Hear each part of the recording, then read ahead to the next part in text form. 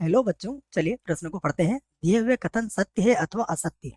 और हमें एक कथन दिया गया है कि किसी समांतर श्रेणी के प्रथम पद के अतिरिक्त कोई भी पद स्वयं से समदूरस्थ पदों के योग के आधे के समान होता है। ये हमें देखना है कि कथन हमारा सत्य है या फिर असत्य है।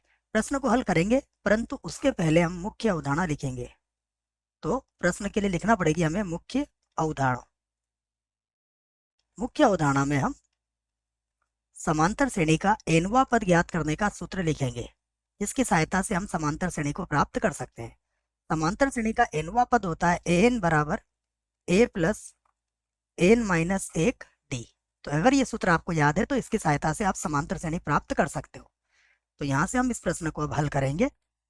और सबसे पहले मैं इसका nवां पद लिख लेता हूँ जो मैंने मुख्य अवधारणा में लिखा है। तो an बराबर कितना होता है a प्लस n माइनस एक डी। अब इससे देखिए आप समांतर श्रेणी प्राप्त कर सकते हैं। तो यहाँ पर लिख लेता हूं मैं समांतर श्रेणी।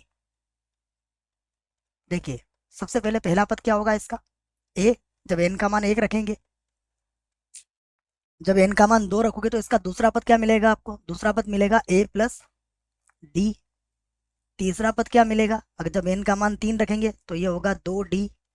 उसके बाद a प्लस 3d। उसके बाद होगा a प्लस 4d। इसी प्रकार a प्लस 5d।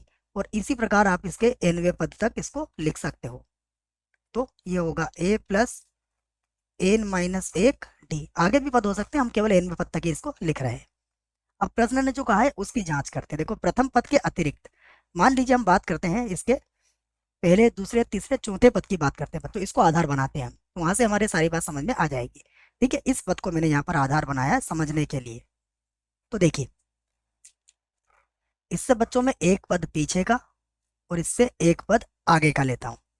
प्रश्न में क्या कहा गया है कि स्वयं से समदूरस्थ पद, तो समदूरस्थ पद दो ही होंगे इसके अंदर, एक पद इधर आगे का होगा और एक पद पीछे का होगा।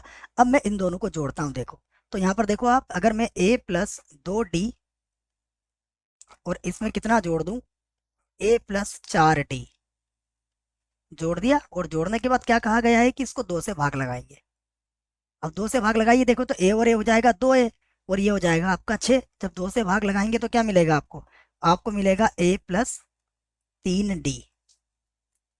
अब एक और उदाहरण लेके इसको समझते हैं। देखिए अब मैं क्या करता हूं, इससे दूसरा पद, 2 पद पीछे और इससे 2 पद आगे के, इन दोनों पदों का योगफल करके देखता हूं। देखो तो क्या मिलेगा हमें?